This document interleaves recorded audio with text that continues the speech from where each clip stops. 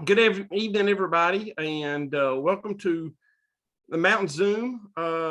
We've been away for a few weeks, and we've missed you all along the way.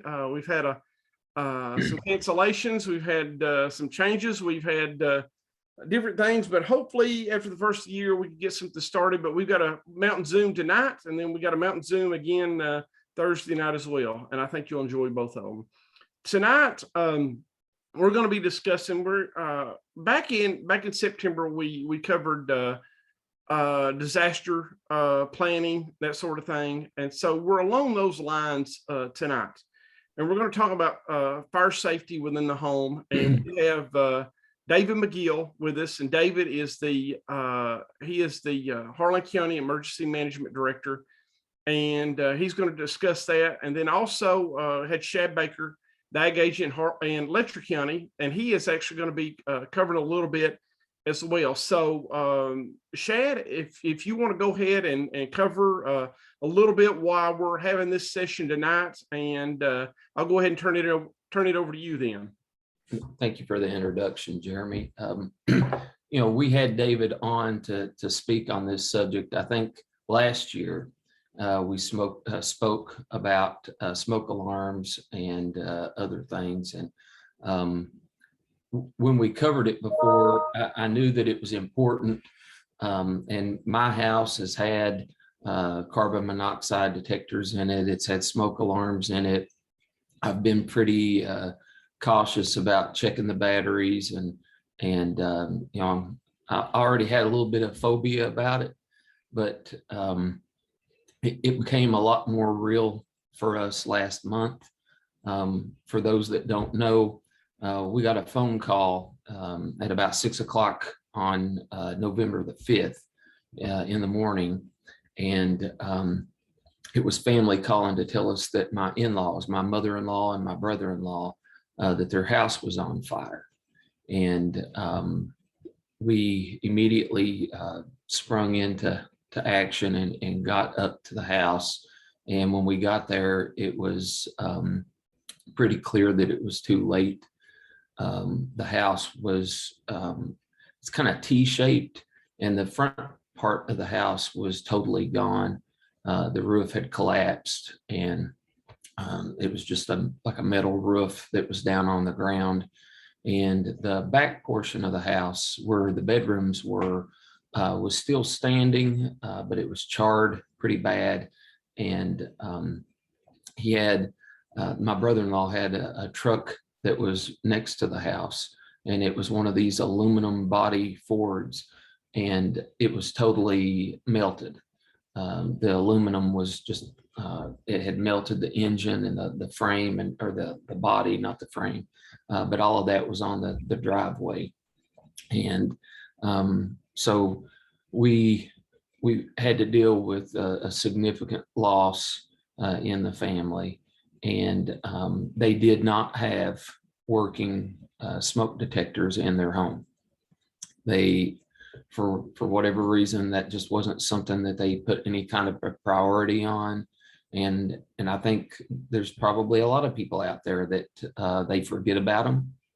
They buy them once maybe, and then they don't think about the changing the batteries.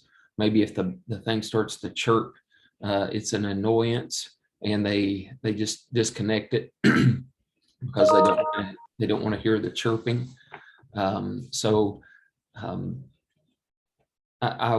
This is near and dear to me, and when we were planning the fall series, or these last ones before we take Christmas break, this was something that I wanted to make sure that we covered, just because this is the time of the year that we have a lot of house fires, and I don't want anybody else to go through what my wife and her sister are going through. And the solution to it is to take precautions and to be serious about it. And if you think it can't happen to you, it can happen to you. And so, David, that's all I had to say. I'm going to hand this over to you, but I just wanted to stress to people the importance of it, and to not to disregard it. When those things get to be 10 years old, you're supposed to replace them. And so make sure that you're doing that. Make sure that you, I would recommend the ones that we have are not the kind that are interconnected. And, if you live in a multi-level house, and a lot of times the bedrooms are on the top floor, if the fire starts in the basement, it can get pretty far advanced. I think they told us that the fire doubles every minute. And so it can get pretty far advanced before it would ever trip a smoke alarm on the next level or up where the bedrooms are. And so I think something that we're changing because of this, we're going to get the kind that are interconnected so that if one of them goes off, all of them go off. And that way we would know in time to do something about it. So David, I'm going to hand it over to you. Thank you, Shad. Now, thank you for bringing this to light to everybody, and we're sorry for your loss. It's I know it's hard to put yourself out there like this, but we're greatly appreciative for what you're doing. I want to welcome everyone tonight. As Jeremy said, I'm the Emergency Management Director here in Harlan. This is kind of something near and dear to me as well. I've not suffered the loss that Shad has, but I have been a firefighter for many years, for roughly 25 years. And here in the last probably 3 to 5 years, we have seen an uptick that I have noticed in fire fatalities here in Harlan County. I started doing some research to find out what was going on. Was there something that we could do different? How we could change this? In that, I found out that there was an uptick across the entire Commonwealth of fire fatalities. I was never able to really pinpoint an exact reason why. There is some common factors that I think. Is it none of this is official? It's just from my training and doing a little bit of research. One of those, first and foremost, is lack of smoke alarms. People do not take that serious, as Shad said. It's something that's relatively low cost, and it is something that is definitely needed in every home. Being able to get an early warning of the fire is crucial. Then the construction of the home. Homes are not built like a lot of other things in our world today are not built like they used to be. And so therefore they get consumed by fire a whole lot quicker. The other thing is planning. Plan. I cannot stress this enough to you. And something me and Jeremy has talked about, and I've talked to other people about. Think about getting up in the middle of the night to go use the bathroom or get a glass of water. How many times have you stubbed your toe? Have you stubbed your toe? If you have, that just shows you that you need to plan, because what happens when you are awakened in the middle of the night and you're trying to get your loved ones out of the house? There's smoke, there's fire, you can't breathe, you're choking. You need to have a plan. Where are we going to meet? How are we going to get out? If we can't get out on route A, what is our second option to get out? And have that second option. If you live in a 2-story home, maybe you need ladders that can be deployed outside the windows. These are all things that needs to be thought about. And doing my research as well, I found out that there was practically little to no loss of life or injury in a school fire. There wasn't that many school fires, which helped, but there was not that many. And I even went, when I seen that, I thought, okay, I'm going to take it one step further, and I'm going to look at bus crashes and bus fires. Same thing, virtually no injuries. Do we know why that is? because they practice. They practice that from the time that they're in kindergarten, at least once a year, most of the time twice a year, till they get out of school. They practice, practice, practice. And so it's drilled in their head what they're supposed to do, when they're supposed to do it. That's the same way we need to be at home. A lot of people, a lot of parents, they laugh about it. They say, oh, they know how to get out the door. But do they really know how to get out the door? Um, we've got to practice and have a plan on how and when to get out. Somebody should be checking immediately if the smoke alarm is going off. What's the cause? Everybody else needs to be getting out. Is it a fire, or was it something that just was the battery going dead? One person needs to be checking that. Everybody else needs to be getting out. David, can I amen what you're saying just for Absolutely. a second? Yes. In the instance with my family, they told us that they believed that my mother-in-law stood up into the layer of the smoke, and that she was overcome by the smoke when she stood up. And as a kid, I can remember them training us that when the smoke alarm goes off, you go straight to the ground and crawl out. And I had not thought about that. I'm 49 years old. I had not thought about that since I was like in junior high or middle school. And because it had been that long since I had heard that. And they told us that, it only takes one breath of that and you're not coming out. Right. So you immediately go down, and what you're saying, both of them were awake. He was in the kitchen, and she went back into his bedroom, we think, trying to find him. And both of them, had they immediately exited the house instead of trying to fight the fire. And, that was another thing. We were told that the typical person that dies in a house fire is a 30 to 40-year-old male. And it's because the 30 to 40-year-old males, their response is not flight, it is fight. And they think that they're going to go in there and put the fire out. And Right. when it's already bad enough to trip the smoke alarms, or when you already have that layer of smoke in the house, you're not going to fight that with any equipment that you have on hand in your home. And nothing that is in that home is worth you dying over. Get out. And your escape plan, everywhere in the house had an accessible, like the room he was in, there was a sliding glass door that he could have easily gone out. The mother, her bed was next to a sliding glass door that she could have easily gone out. And so I think it is a matter of getting it in your head in advance. If that happens, I'm not staying to try to fight the fire. I'm getting out of the house. Correct. And that's very good points.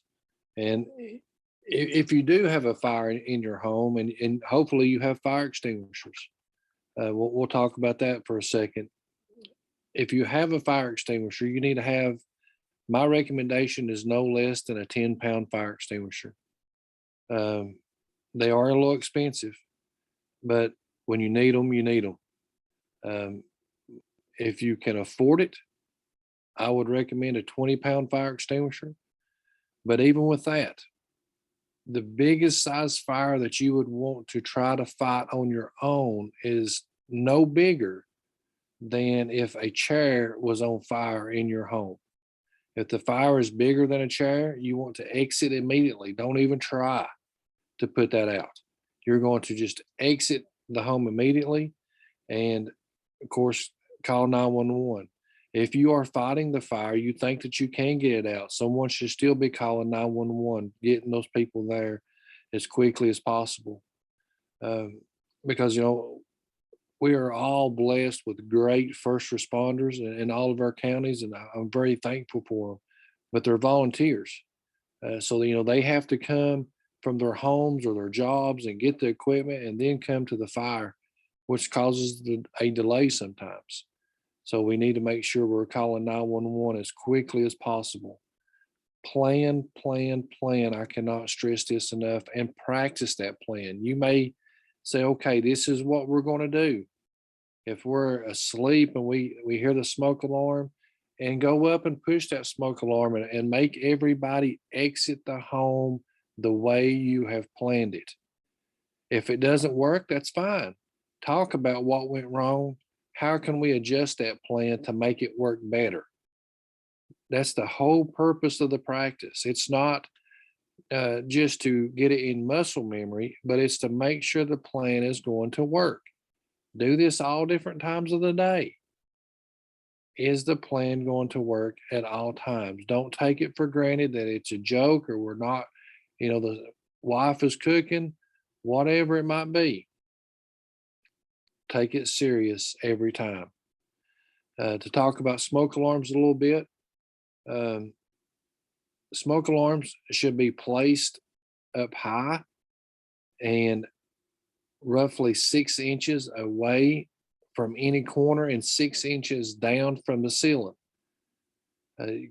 Smoke rises, and that's what trips the smoke alarms off. So you're wanting to check those at least twice a year, check the battery in them. Most people do that in the spring and the fall when we change the time. And then look on your box to make sure. Most of them are good for 10 years now, but look on your box to make sure that that's what their manufacturer has recommended for it to be replaced. Smoke alarms doesn't cost that much. My recommendation is to have one on every level of your home, at least one. Like I said, they don't cost that much. I would recommend putting one in each bedroom. If you have a basement or a utility room or laundry room, one needs to go in there. One needs to go in your living room. One just outside your kitchen. These are all good places to have them. If you have questions about where you should put your fire alarm, some people that you can contact is your local fire department. They can help install those a lot of times. Or the American Red Cross, local emergency management. These are all people that can help install smoke alarms. The American Red Cross actually has a program called Sound the Alarm. They give fire departments free smoke alarms to install for the communities. The fire department actually comes out, and sometimes Red Cross comes out and installs these smoke alarms completely free of charge.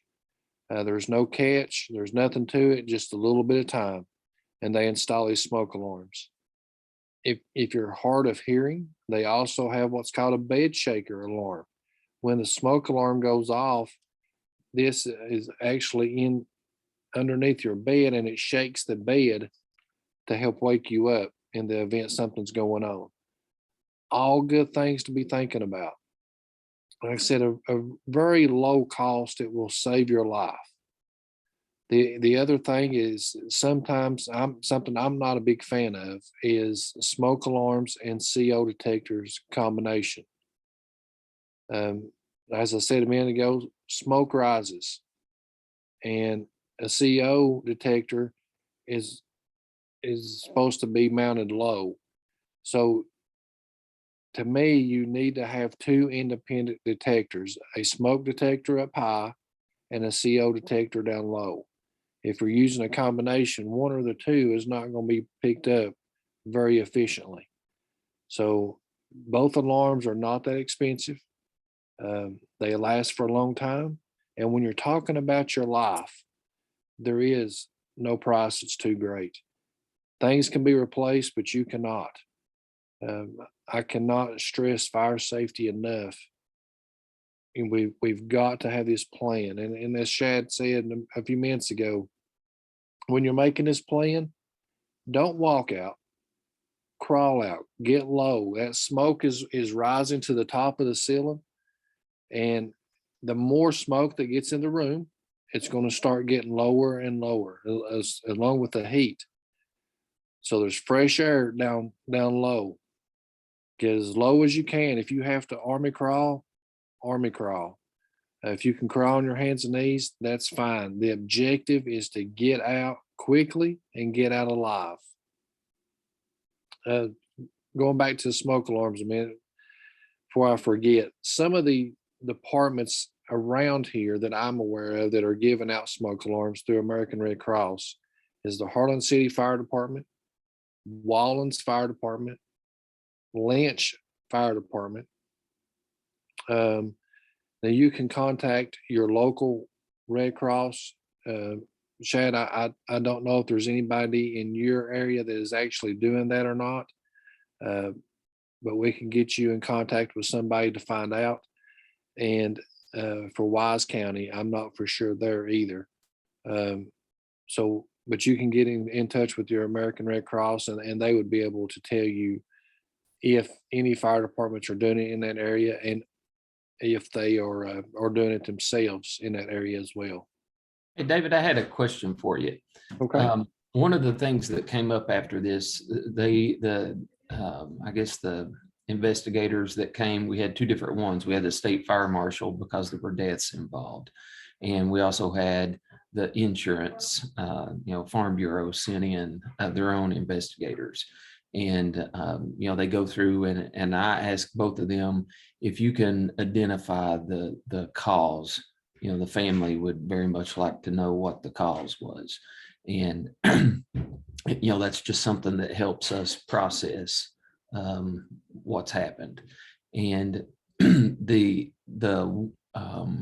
insurance investigators believe that they're pretty confident that it was the exhaust fan in the bathroom.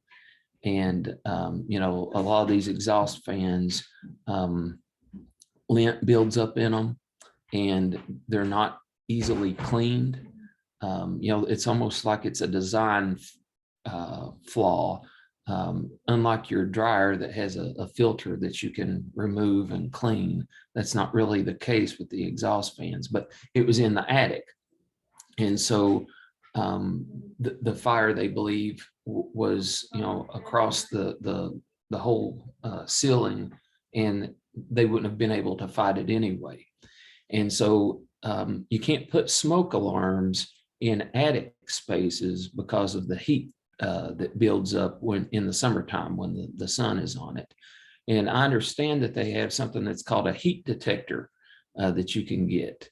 And apparently there has to be a sudden increase in the temperature, and that's what trips these things off. And so are you familiar with these and where you would find them? I have heard of them. I'm not very familiar with them, but yes, they do make them. I don't know a whole lot about them. I do know that they do make them. You could put a smoke alarm up there in the attic. Part of the problem would be whether or not you would hear it, not necessarily the heat from the summertime, but would you actually be able to hear it? But that's part of the planning process, and that's some good things to think about.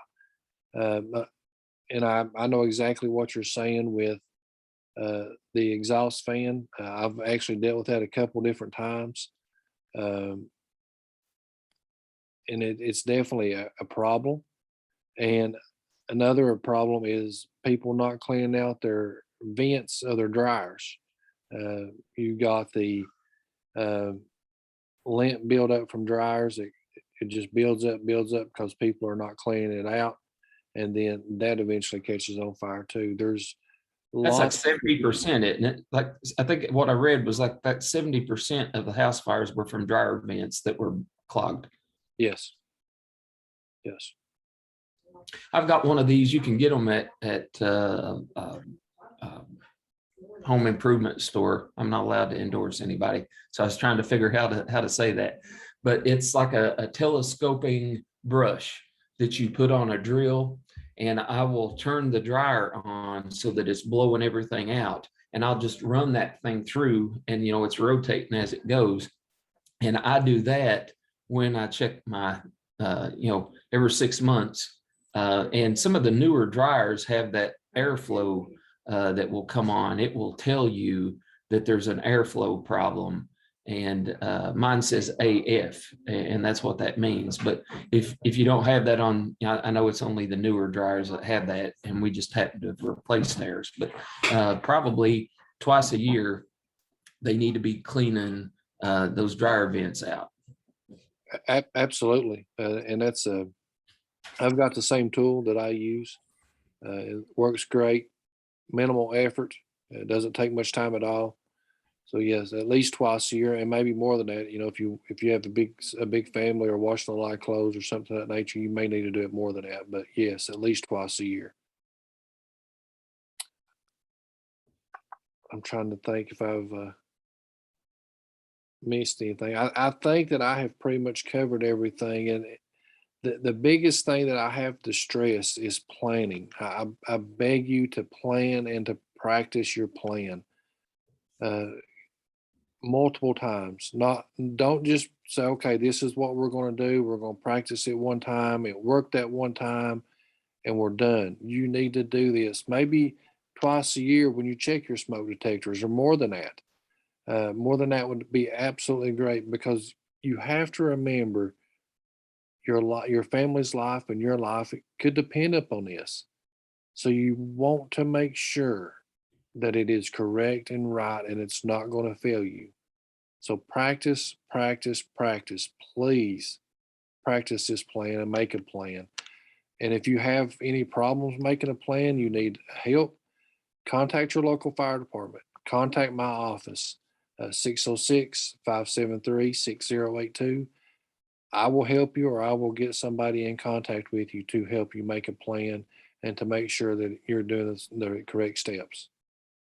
David, something else that came up is a lot of people leave chargers. I know we had a fire in our employer's main building. They had a fire that was from a faulty computer charger. And I know everybody's got cell phones these days, and they leave them plugged up. And we've kind of become funny about making sure that we don't have things being charged that are sitting on couches, or something that if it did catch fire, you don't want it to automatically have fuel. So we try to charge things on hard, flat surfaces that would be slower to ignite. So I've been on my daughter. I was actually on to her before this ever happened. She loves to leave her computer plugged up on her bed. And I said, that is a fire waiting to happen, because, computers are well known to overheat. And if they did, can you imagine all the covers, the mattress, everything in there is flammable. Right. And so just, I guess, an ounce of prevention is what we're talking about. Absolutely. Yes. And yeah, cell phone chargers have caused many fires. Just chargers in general, computer chargers, any electronic charger. My recommendation is if you're not charging something, to unplug it. And I know that's a little bit of an inconvenience, but when it comes to your home and your life, it's worth a little bit of inconvenience.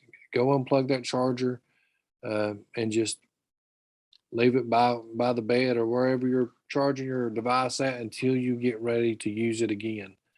And then it's a good point. Chargers don't need to be in bed. Cell phone don't definitely need to be in your bed, or computers or any electronics while you're charging them.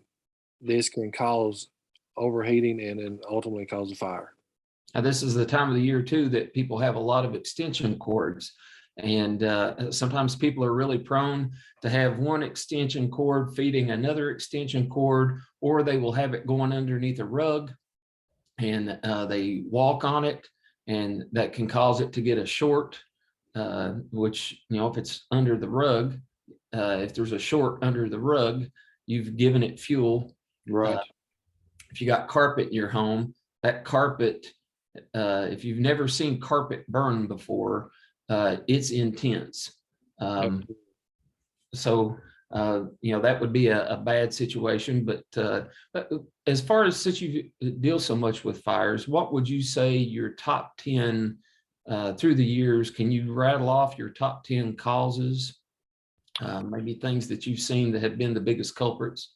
As far as accidental, probably dryers, just faulty electrical wiring. Goodness. Backup heat, is emergency heat one that causes a lot of trouble? Emergency heat, kerosene heaters, and I wouldn't necessarily say not emergency heat, what I would consider emergency heat, but like your portable heaters, your like you might have a heater, a floor heater or something in your living room to help with a little bit extra heat. Those things, people sit them too close to a piece of furniture or something to that nature, or them having some type of default with them where they overheat. We have seen that quite a bit. And that, especially this time of year, that's something that you definitely need to keep an eye on. Look at it to make sure that if it is tipped over, a lot of heaters nowadays, that if that heater is tipped over, it automatically shuts off. That's something that you need to look for. Some do and some don't. So look for that when you're buying a heater. Does it automatically shut off? And of course, using emergency heat is something that is can be very dangerous. Again, need those carbon monoxide detectors, smoke detectors in place. Do not use a propane heater and have the fuel inside the home. I can't tell you how many times I've seen this. That's extremely dangerous. You're talking about like the little gas grill, the little Yeah, 20-pound deals that's got the little heater on top of it. right. Those I've even seen some of the bigger heaters that people they use it strictly for emergency, and they'll run a 20-pound cylinder in there. These heaters actually are a propane heater, but they mount on the side of the wall or something to that nature. The little buddy heaters don't need to be used indoors. Even though it's a smaller container, I think it's a 1-pound container of propane, that can still cause a huge fire. And all it takes is just a little leak, and it's already got its fuel there from the propane. You've got your fire source from the heater, and you've got a huge fire in a matter of seconds. So those things are not even designed to be used indoors. So take that in consideration. And again, I know it's an inconvenience, but if you're without heat and you know you're going to be without heat a while, go to a family member. Go somewhere that you're going to be safe and warm. Do not try to use something that is not designed to be used inside of a home. Double check if you do have a propane heater and it's got a outside tank, have it inspected. Have your furnace inspected. Hopefully you've already done this, because I know many people have already had their heat turned on, but they should be inspected before you ever turn them on for the first time, to make sure that everything is in good working order, because it's been 6+ months since you last used that. Many things can happen. Dust builds up, things malfunction. They're man-made, things break. So we need to check those things prior to ever turning them on. I know on gas logs that lint can build up on the burner and cause it not to combust all the way. And then you can have, I've been told that can cause the CO problem if you've got incomplete combustion. Correct. And then I was going to ask you too about like chimney fires, maybe inspecting chimneys and that kind of thing, and candles. People are using a lot of candles right now because it's Christmas time. Right. Yes. Getting your chimney inspected, just like I said, with any heat, that needs to be looked over and inspected prior to using it. Chimneys need to be cleaned. Burning the proper wood inside of it, something that's not going to coat the inside of your chimney uh, and cause it to build up and then ultimately catch a fire. Not building your fires too big inside your chimneys. We actually had a fire not too long ago here in Harlan. The chimney just got too hot and it ended up catching the inside of the wall on fire. So all things that you need to look for. Um, Prevention is the key. What was the other thing, Shannon? I'm sorry. Candles. Candles. Yes.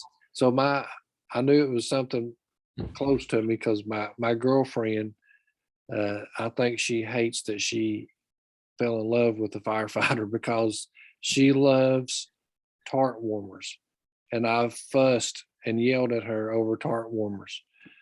She had an abundance of them, and I'm like, nope, not using them ever again. Don't turn them on. You might as well throw them away, and they're pretty and decorative. So she just has them sitting there. Tart warmers is one of the things that we have seen a lot of fires from, a lot of injuries from as well, and of course candles. And I can tell you a candle incident that was with me and my family. Bought my girlfriend a candle 2 weeks ago, somewhere through there. We was at Cracker Barrel and she seen this candle. I bought it for her, and she called me and she said, "You're never going to guess what just happened. We have a Labradoodle. The dog jumped over a chair, which was near that candle, and spilt wax everywhere. Luckily, thankfully, God blessed us, and that's all that happened. Was it just spilt that wax everywhere, but it could have been a whole lot worse. So the candle's not been burnt since then. So I mean, no matter how careful you're being, accidents can still happen. That's why you have to plan and try to think of every scenario that can possibly happen, especially when you have kids and dogs in the home. Like I said, we wasn't even thinking, even me, I wasn't even thinking about the dog potentially jumping over uh, the chair and hitting this table. Any other time, I would have said absolutely that candle was in a perfect spot. Uh, wouldn't have been a problem. But now, unless they're on her uh, kitchen or in her on her stove, is where we have reverted to actually burning candles at. Just things to think about. Be vigilant. Make a plan. Look, go around your home and inspect. Do you have too many things plugged into an outlet? Do you have surge protectors? Just because you have a surge protector and it has 6 outlets or 10 outlets, that does not mean that you can plug something in every outlet that's there. This is reminding me of the Chevy Chase movie where he's got all of those lights stacked up on that outlet. Right. Yeah. It is. It's not designed for that. If you actually get in and read the manufacturer specifications, it will tell you it's not designed to have every outlet occupied at the same time. So don't plug an extension cord into a surge protector and think, well, I can get one more. I mean, I've seen all this. It's crazy. It's not worth your life. Spend a little bit of extra money to get it done right, so you're not coming up with a traumatic outcome. I wanted to share too, I guess, a little bit about how bizarre things can be. We talked a little bit before we started.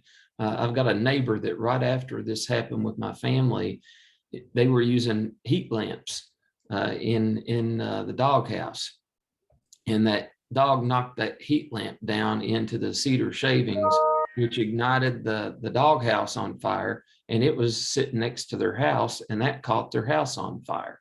And so I think you talked a little bit about the heat lamps before we came on too, and not a fan.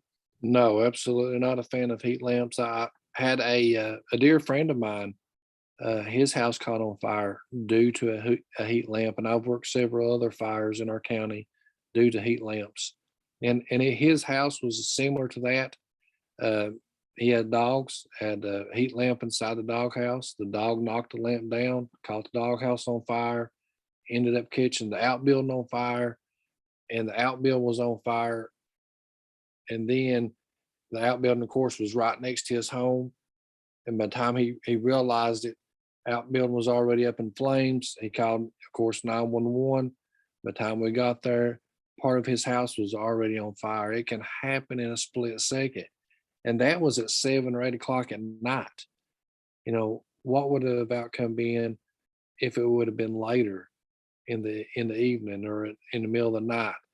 Those things are very dangerous. I mean, they're exactly what they say. They're heat lamps. They're going to put out heat. You've got these shavings that are very easily ignitable fuel, and you're combining them together. You're asking for a disaster when you use a heat lamp. You don't have heavy materials that are not going to catch on fire very easily. You've got light materials that are going to catch on fire, and then we're inducing heat. Like I said, it's a disaster waiting to happen. It's a matter of time. Now, something similar to that we've not talked about, and I wanted to ask you about it, is we've got a higher rate of smokers in our area than maybe other places. How many, or have you worked any fires that were caused by somebody that was a smoker, that maybe they fell asleep with the cigarette in their hand, or that maybe the ashtray caught up? At our office, we've actually had somebody try to use a 5-gallon bucket as their cigarette disposal, and it caught the plastic bucket on fire. But have you had any of those? Yes, absolutely. I mean, that's a common thing as well. You have to be extremely careful, especially with our elderly population that still smokes. They may fall asleep, or they're just not really paying attention, and ashes could fall off that's still hot, potentially burning their chairs or blankets themselves, burning the carpet and causing a fire, or leaving something in an ashtray. Uh, all these things are very dangerous, and has and will cause a fire. We Smoking and oxygen. I know that we have a lot of people here on oxygen, and I've seen this as well. Oxygen does not cause the fire. What oxygen does is it enhances the fire, makes it hotter, makes it burn better. So those are things, and it can really cause you to have significant burns if you are smoking and using oxygen. Because what happens is your oxygen saturates your skin. If you're a man, it saturates your beard, your hair. It can saturate your clothes, and then you're sitting there smoking, and you drop just a little ember, and it hits something. You've instantly got this big fire because it's automatically got all the fuel and everything that it's looking for. Because that's how fire operates. It needs heat, fuel, and oxygen to burn. You take any of those three away and you stop the fire. Well, if you're smoking, you've already got all those things there, and you've enhanced the oxygen for it. So it makes it that much easier for this to happen. The other thing is talking about smoking is if you do smoke, or candles or whatever, you have little ones at home, making sure that you have your lighters and your matches and all this stuff put up. I'm a big component of teaching your kids about fire safety and letting them know what can happen if they was to do this.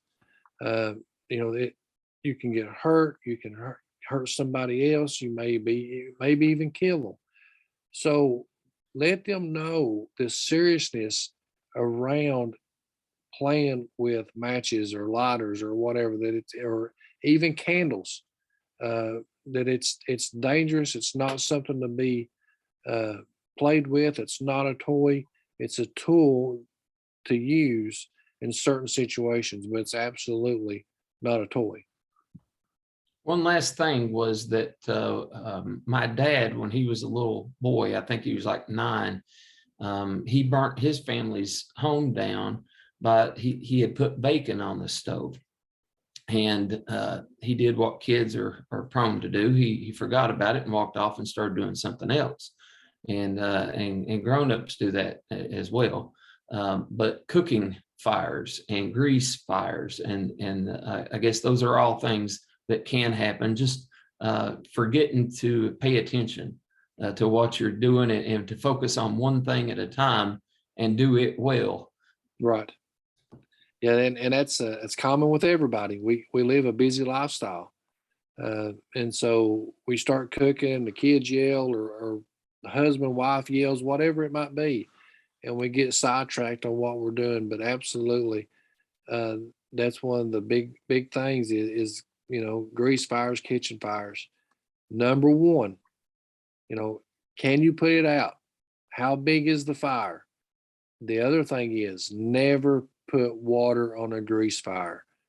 Never pick that pan up or skillet or whatever it might be. Don't pick it up, because what happens is you pick it up and it starts getting bigger because you're walking, you're feeding it oxygen, you're trying to get it away from you, you start spilling it. Well, you've just spilled it on the floor, potentially spilled it on yourself, causing a bigger problem. Don't ever pick it up. Don't ever put water on it, because water spreads grease and it's going to cause this fire again to get bigger. So what you want to do is, if you can, is use a lid, to put a lid on it. Make sure if you can turn the stove off using baking soda to smother the fire out, or a fire extinguisher. But know your limitations. This is key. Again, somebody's calling 911 immediately as well. We would rather come out to your home 1,000,000 times and it not be a thing, versus you trying to fight something yourself and you need us, and because you've waited too long, you end up losing your home, or even worse. So call us if you think there's a problem. That's why we're there. Volunteers obviously don't do it for the pay. They do it for the love of their community, and they want to help others. So feel free to call, whether it's for a fire or whether it's for education. They would be more than glad to come out and help. I assure you of that. Really, really good talk. David, thanks so much. Shad, thanks as well for the to both of you for the information here. Real quick, before we wrap things up in these last few minutes, I have an all alerts weather radio. Western part of Kentucky is in recovery mode. I know each of you have heard about what took place there. It's been on the local news. It's been on the national news. International. We've had Yeah. a family of my stepdad calling from Britain to check and see if that affected us. Yeah. So, Yeah. And so, David, if you will, one piece of information, if you'll just cover the need for these little. This one's a small one. I've got multiple of these weather radios. If you'll cover those just right quick of this is a gift giving season, and so this may be a good gift. Right, absolutely. I would like to cover a couple things since you opened the door with that. One, I would ask each of you to please pray for those people out in Western Kentucky. They've suffered a tremendous loss.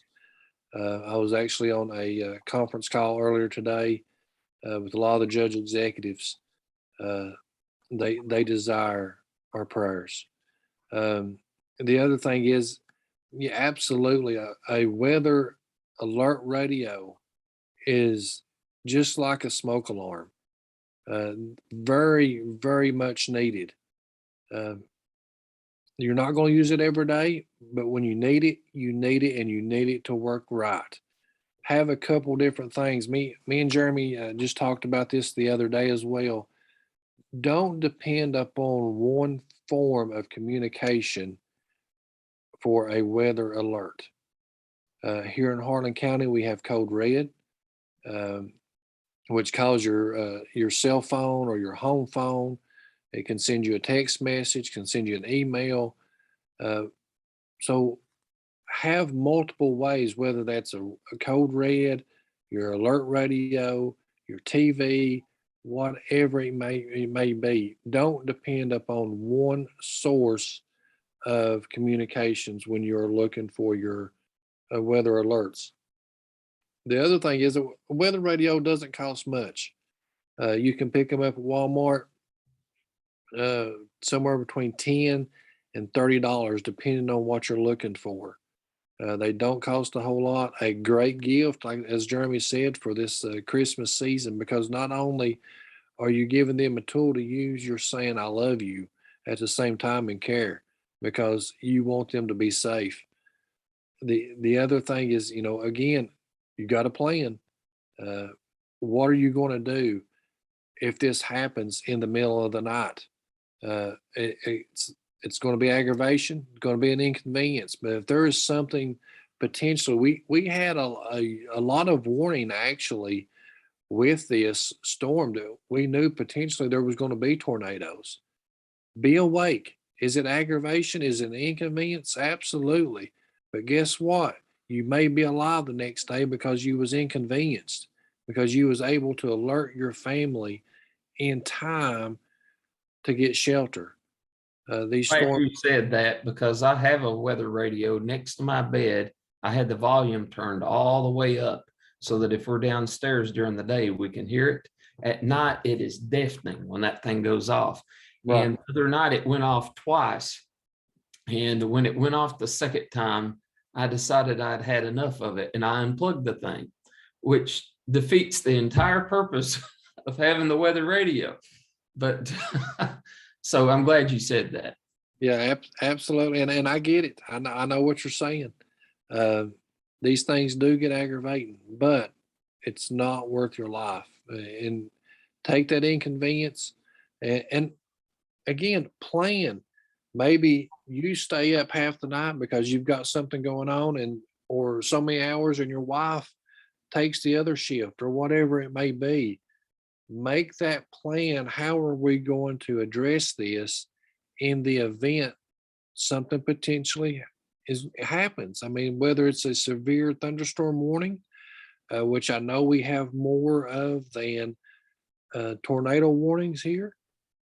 But the National Weather Service told me years ago when I was planning, I kind of started, their radar is not able to get into Harlan County to see really good in the valley if there is rotation.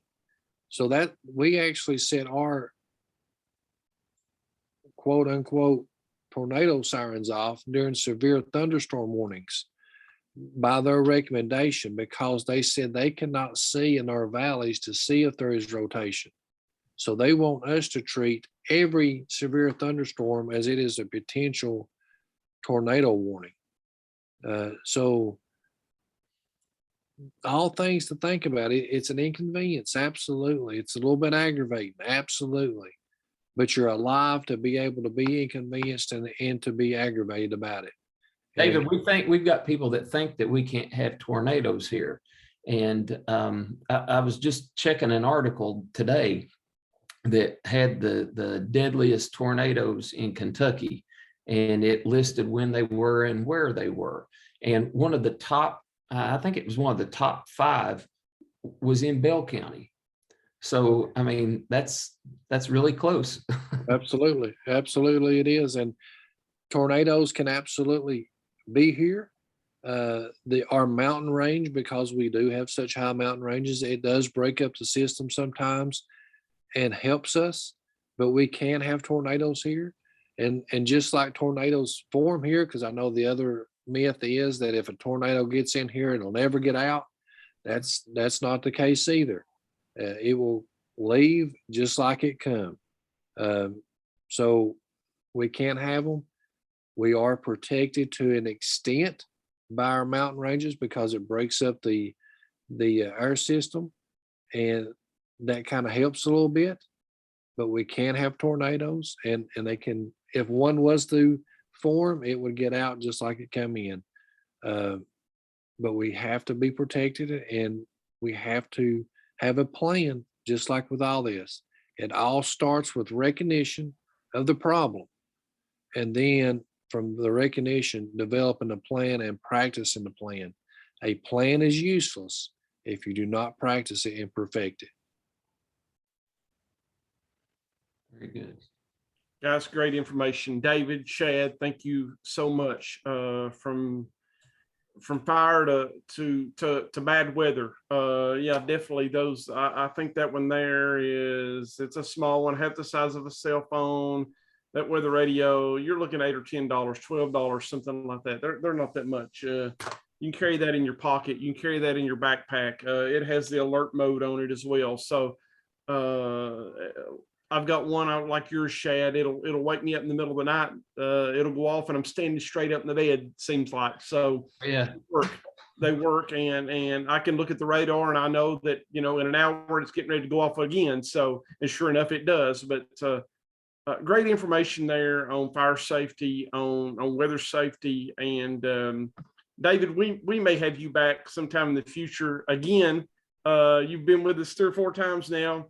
To definitely cover something else, but really good information this evening. Jeremy, real quick, I wanted to add to what you just said. Those smoke alarms that have the interconnectedness with the battery backup and everything, I think we've got the price on those. It's usually around $30, $32 for a smoke detector, and that's one of the ones that you could link with other ones. I wanted to ask one other thing of David. I have seen these 9-volt batteries that you can put in some of these that are supposed to, it's like a Roku or something that's supposed to call your cell phone in the event that the smoke alarm goes off. Are you familiar with that at all? No, I've not heard of that. Okay. I didn't know if anybody had any experience with it or not, but I thought that might be another something that if you're away from home, if an alarm went off, it could let you call the fire department, maybe have a little help there. But anyway. my recommendation would be do it. I could see, my first thought was, I could see that being a little dangerous because you're an energy source and you're having to do something that's traditionally not supposed to do. I'm not saying it's a bad thing, but that was just my initial thought. I know nothing about it, so I would definitely do some research before you done that. It's supposed to be like a 9-volt battery that uses the Wi-Fi in your house to trigger your cell phone in the event that the alarm is tripped. So, but I don't know how well it works or anything about it. I was just thinking about it. Right. Having the best thing for that, in my opinion, is nosy neighbors. That's where they come into play. I love my neighbors, and we joke about it, but I know anything or everything that goes around my apartment. I live in an apartment complex, and I know if somebody comes to my door, I know who's been there, everything. They tell me as soon as I get home, what's happening. I appreciate it. I really do. So an event like that good circumstance. The other day, Jeremy mentioned the other day we had a close call here in Harlan County. A neighbor seen a house that was on fire, and they went and knocked on a door. Nobody answered. They knew the family was home, so they kept knocking. Nobody answered. They finally broke in and went and told them that their house was on fire. So thankfully, I can only imagine what those people thought when they heard the glass shatter and seen somebody running into their home. But thankfully, this gentleman done that, and he saved these people's lives, no doubt. Wow, that's awesome. Well, thank you. You did a great job. Well, thank you all for having me. I really do enjoy this, and fire safety and firefighting is a passion of mine, and I'm sure Jeremy knows this, and I greatly appreciate you all having me. David, thank you a bunch. Shad, you want to cover anything about Thursday evening? Thursday, we've got Dr. Jonathan Larson, and if you've never heard him before, he is like a comedian. He's my favorite specialist because he has a way of putting it that is entertaining, and it keeps your attention. But he's going to be speaking on the unexpected benefits of problem insects. And he's an entomologist. I didn't say that, but he's with the University of Kentucky.